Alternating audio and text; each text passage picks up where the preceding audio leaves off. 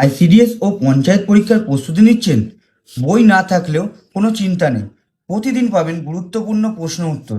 আজকের অধ্যায় প্রাচীন ভারত। চলো দেখে নেওয়া যাক কোশ্চেনগুলো।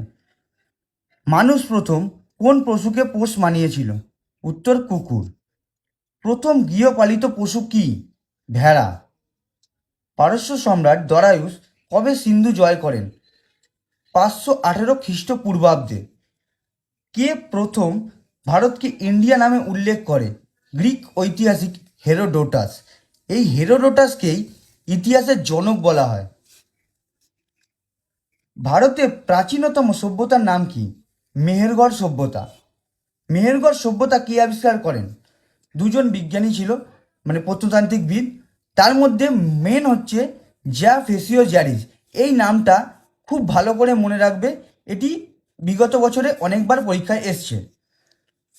কত সালে মেহেরগড় সভ্যতা আবিষ্কৃত হয়?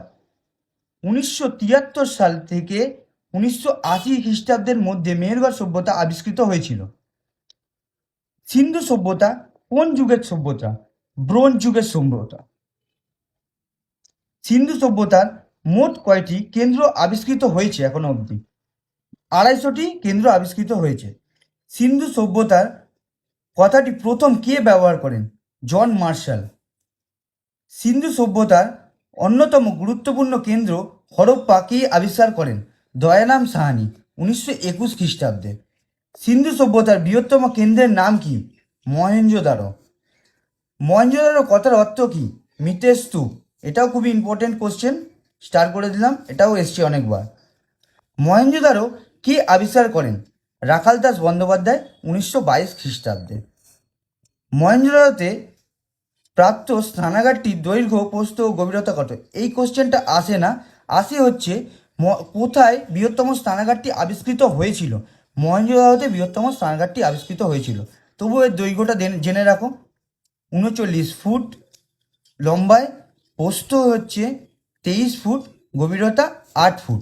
আর একটা খুবই ইম্পর্টেন্ট কোশ্চেন, কিন্তু এখানে দেয়নি, তবুও বলে রাখলাম। জন মার্শাল পুরো সিন্ধু সভ্যতা, মানে হচ্ছে হরপ্পা সভ্যতা আর মহেঞ্জোদারো সভ্যতা, দুটোরই হেড প্রত্নতান্ত্রিক বা প্রধান প্রত্নতান্ত্রিক ছিল হচ্ছে জন মার্শাল। আচ্ছা, কোথায় ছিলাম? এখানে। বিশ্বের প্রাচীনতম পোতাশ্রয় মানে হচ্ছে নৌবন্দরের নাম কি? লোথাল। লোথাল বর্তমানে কোন রাজ্যে অবস্থিত? বর্তমানে আমাদের গুজরাট রাজ্যের মধ্যে লোথালটা পড়ে।